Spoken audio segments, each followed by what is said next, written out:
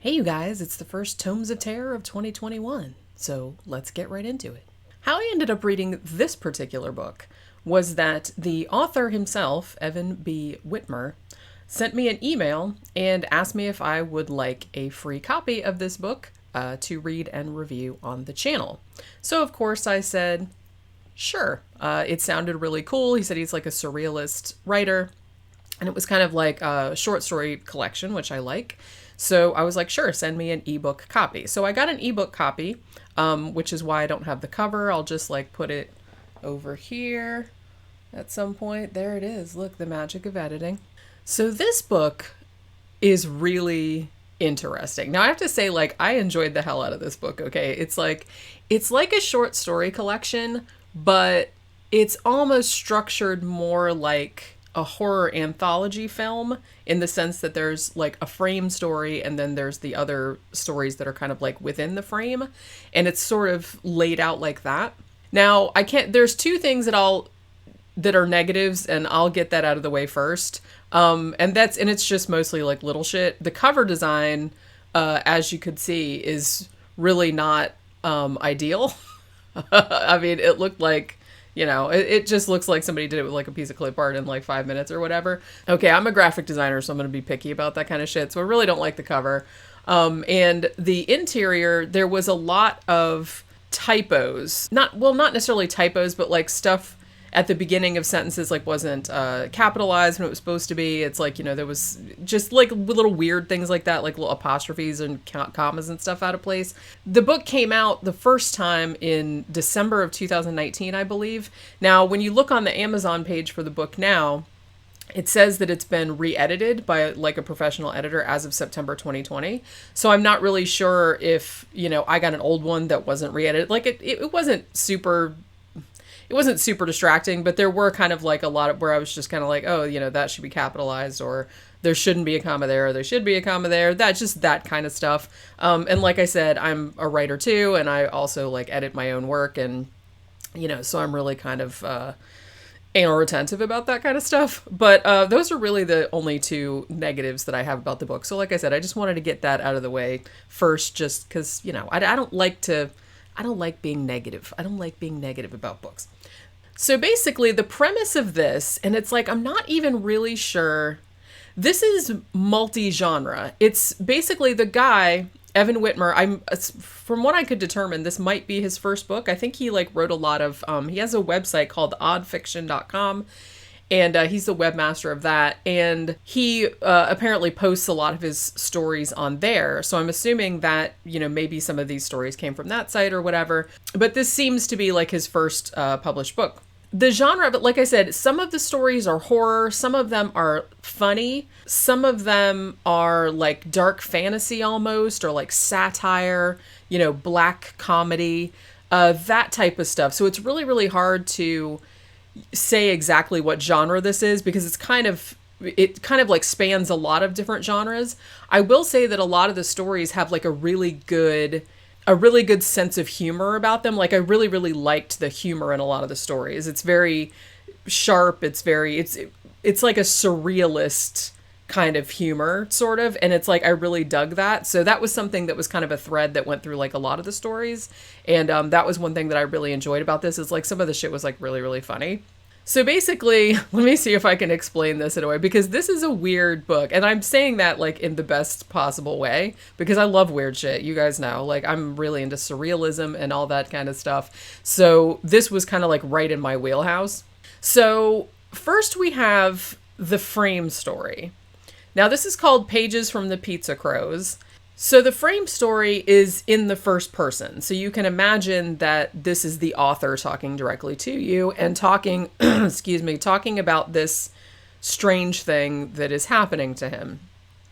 What begins to happen is that a crow starts coming to his window and like sitting on his windowsill. Now, at first, the crow is bringing him things like objects. And he starts to slowly discover that every time this crow comes back, like if he gives the crow something, a little piece of food or an inanimate object, the crow will bring him something back, like as a trade, okay? So this kind of goes on for a while, just every now and then he brings like other things, just like random shit. But one day he leaves out some pizza. The author leaves out some pizza, and the crow eats some pizza. And after that happens, the crow starts bringing him pages that have stories written on them. So that's kind of like the opening frame. And then he's like, here's the first story that I got from the crow, like after the first time they ate pizza. And then as it goes on, like throughout the book, he starts to discover that the kind of pizza that it is determines what type of story the crow brings. So it's like what are different toppings, different crust styles, different, whether it was hot or cold. So he starts to like experiment with giving this crow like different types of pizza to see what kind of stories the crow will bring. And intermittently throughout the book, there's little like interstitials that's called, Pizza Crow 5, Pizza Crow 6, whatever.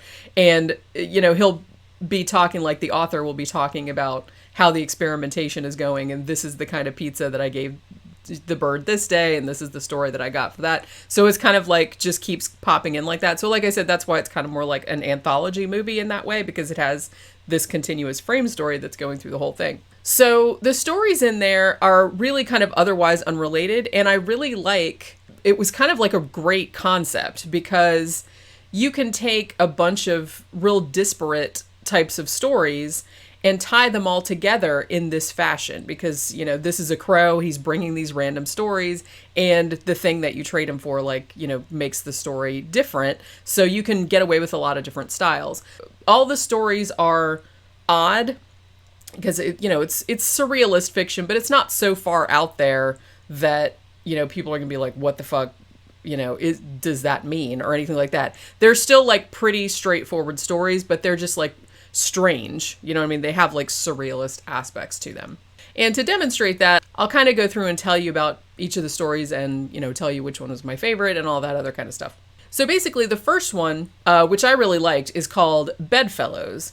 Now this is about a couple who have broken up. Like they're still friends, but they broke up a while back, and I guess like the woman has like another boyfriend now or whatever. But they have this strange supernatural curse, I guess you would call it, that they can't be asleep at the same time. If they are asleep at the same time, then one of them will transport into the other one's bed, like physically. And they said when they were together, it worked out pretty good because, one of them worked night shift, one of them worked day shift, so they were never sleeping at the same time. But now that they've broken up and the woman is thinking about moving to Japan, and they're worried that, if she falls asleep there and like the time difference and everything, and like, what if I fall asleep in Japan and then like you fall asleep at the same time, and then you'll transport yourself all the way to Japan, and then you have to like get back to your house. It's like you won't be able to afford it. So yeah, so that's kind of like the first story. So this is the type of story that we're talking about. It's kind of like these kind of surrealist conceits.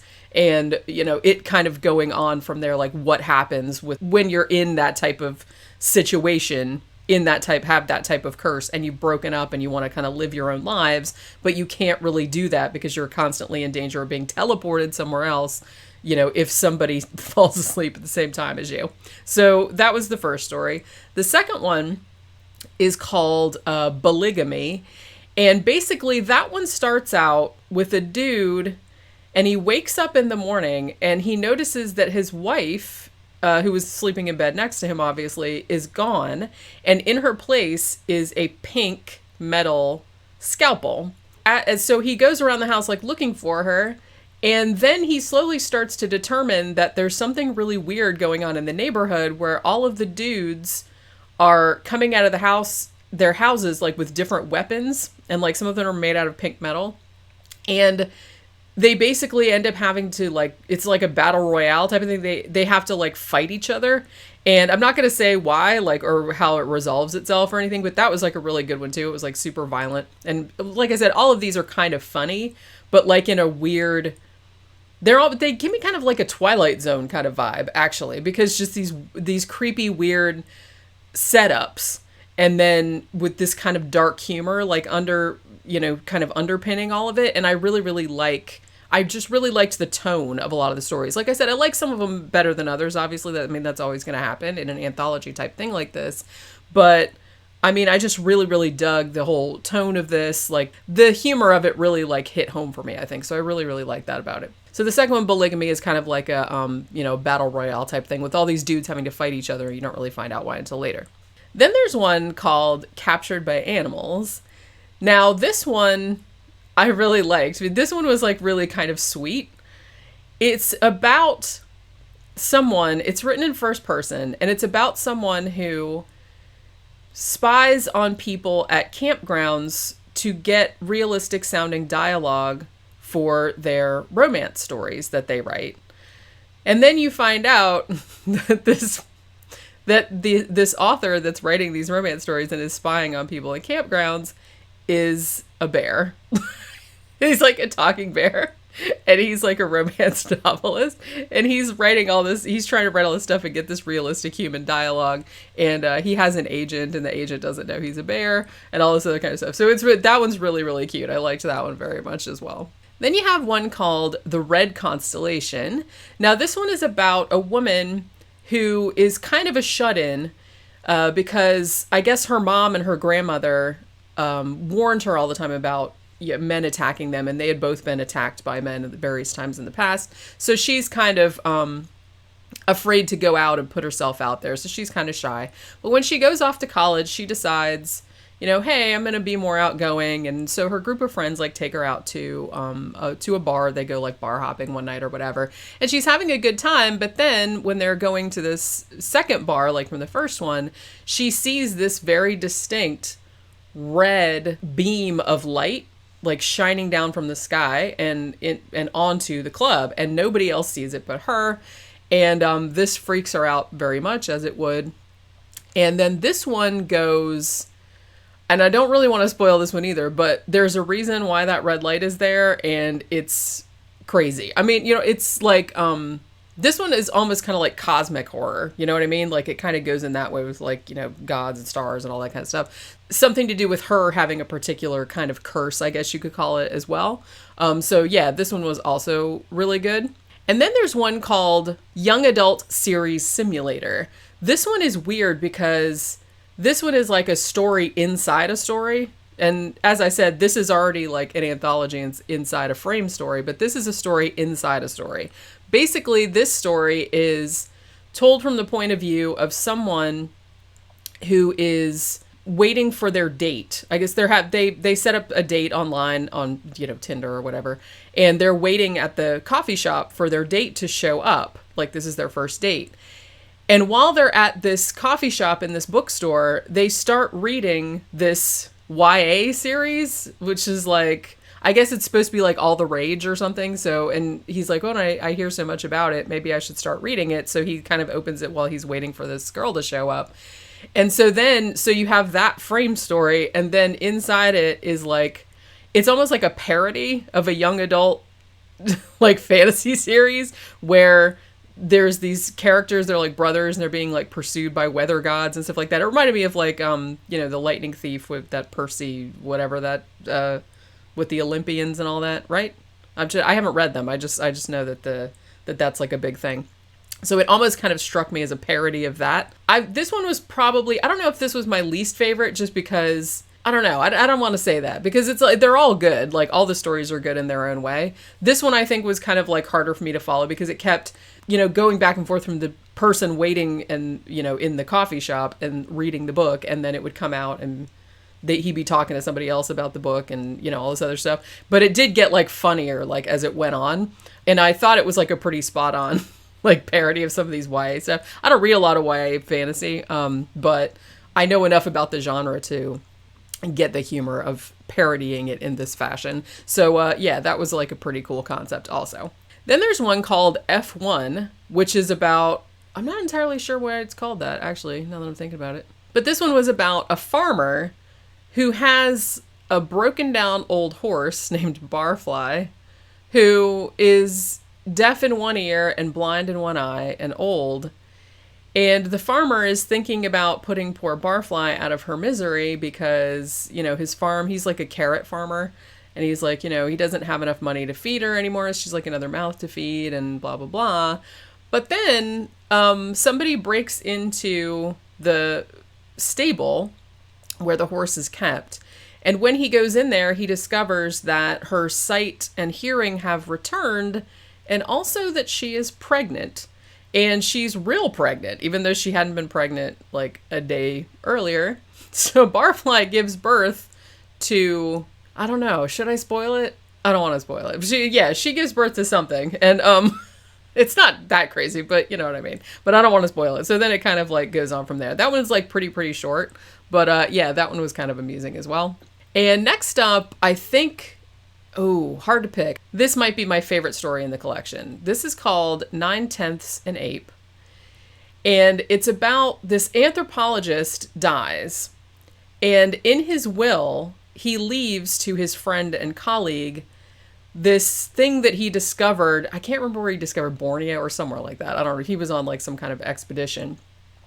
And he discovered this mummified ape in the jungle that apparently some of the other monkeys and apes in the jungle had been kind of worshipping, sort of. Like it had been there for like 200 years. It's this mummified ape. The ape's named Lefty because the ape is intact except for its left hand is gone.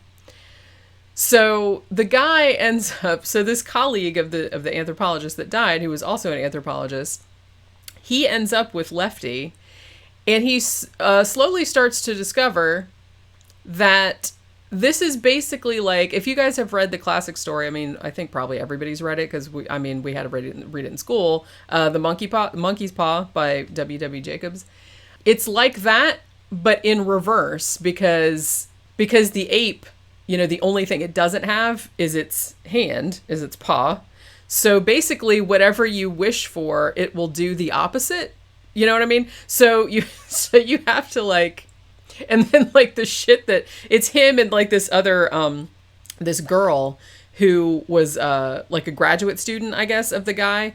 And so the two of them like figure out, that this thing grants wishes, but whatever you wish for, it does the opposite, like in a really weird way. So it's almost kind of like Monkey's Paw in reverse. And I think that's how it's described in the the description of the book that's on Amazon. So it's really, really funny. All the shit that they have to come up with. And like some of the shit that happens is like crazy shit. Like people coming back from the dead and like, it's like insane stuff. And how they have to word everything and then think about the opposite. You know what I mean? Like for example, so it's almost kind of like if you wish for something, it will give you like everything but that. You know what I mean? So yeah. So some crazy shit happens in this story. So this was like really, really funny. This one and the last story I think are competing for my favorite one because this one was just a riot and I had a blast with it. Then there's one called Lethe, which is it gave me like a weird Midsummer type of vibe because it's almost kind of like this weird town or this weird community. It doesn't really say like where it is or anything, but there's all these people live there and they have just this weird code and these kind of strange beliefs that are sort of religious. And it comes to pass that the main character realizes he's a kid, but he realizes he can't remember anything that happened in his life before he was 10 years old. And he doesn't find this strange at first, but then his parents like start to freak out about, like they start to quiz him about it and he doesn't remember anything like from when he was 10 onward. And they apparently come up with a reason for why that should be, which again, I will not spoil like what the reason is why he doesn't remember anything from before he was 10. But yeah, so that one's pretty cool too. That was like kind of a weird culty kind of one, you know what I mean? So that was kind of cool too. Then there's one called the Bright Idea Room, which is basically, it's kind of like a dude wakes up in a room that's dark and all that's in there is like a red lamp. And then there's another dude in the room suddenly, and then there's a green lamp. And it's kind of like one of those stories where, because I know there have been like a lot of stories in movies like this where people just kind of, it's almost kind of like this purgatorial scenario where they just wake up in this empty room and they can't figure out where they are, why they've been put there, who put them there, if there's some connection between them and shit like that. So it has something to do with the lamps controlling who has whose memories. You know what I mean? If that makes any sense. Okay, so that's what that one is about.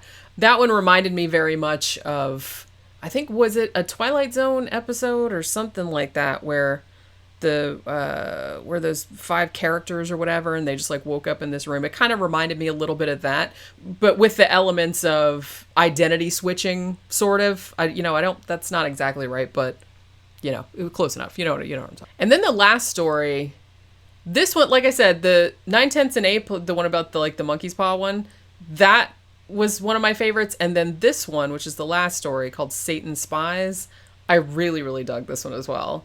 This one is basically about a guy. He's staying at this motel. He has like a job interview the next day. And he's staying in a motel, and he decides, hey, I've been working really hard, like, to try to get this job and everything. I'm going to go and, party, because he doesn't usually do that type of thing. So he goes out to a bar, and he meets these guys who are like all in suits, and he starts hanging out with them. Like I think they're at the same hotel as him, and they're kind of having a party in their room. So he just kind of goes and invites himself and goes and has a beer or whatever. And then they start going bar hopping.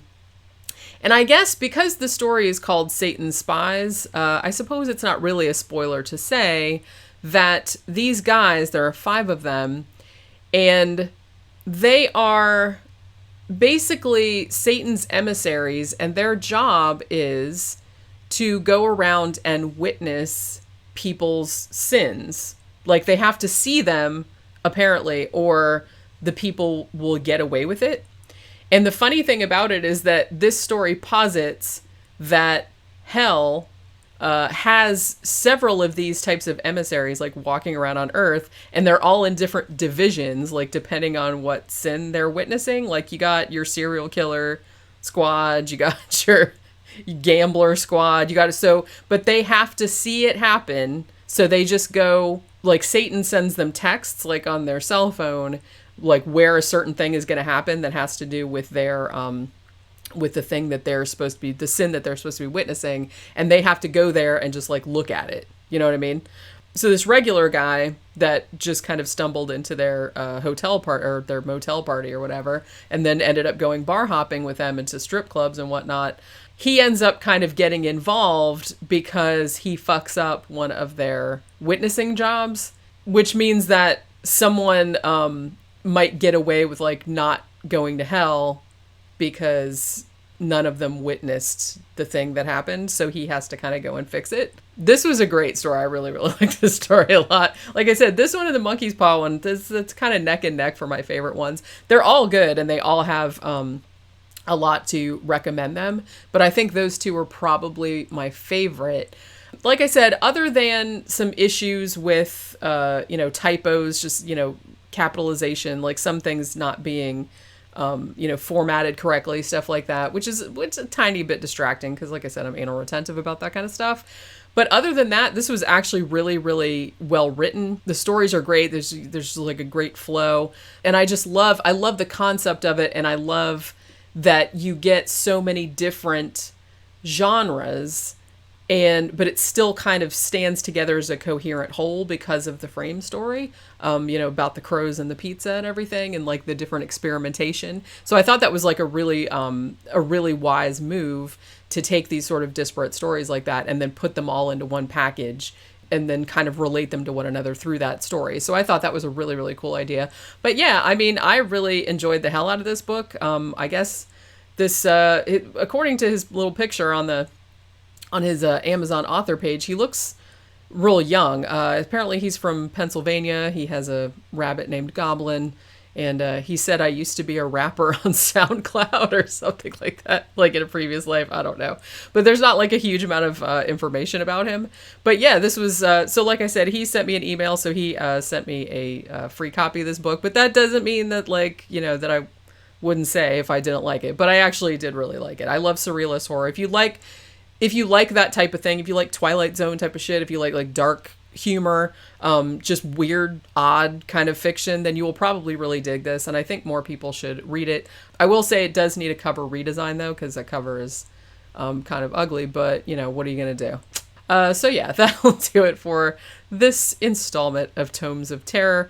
Hope your 2021 is going well so far, and I'll see you guys on the next one. Bye.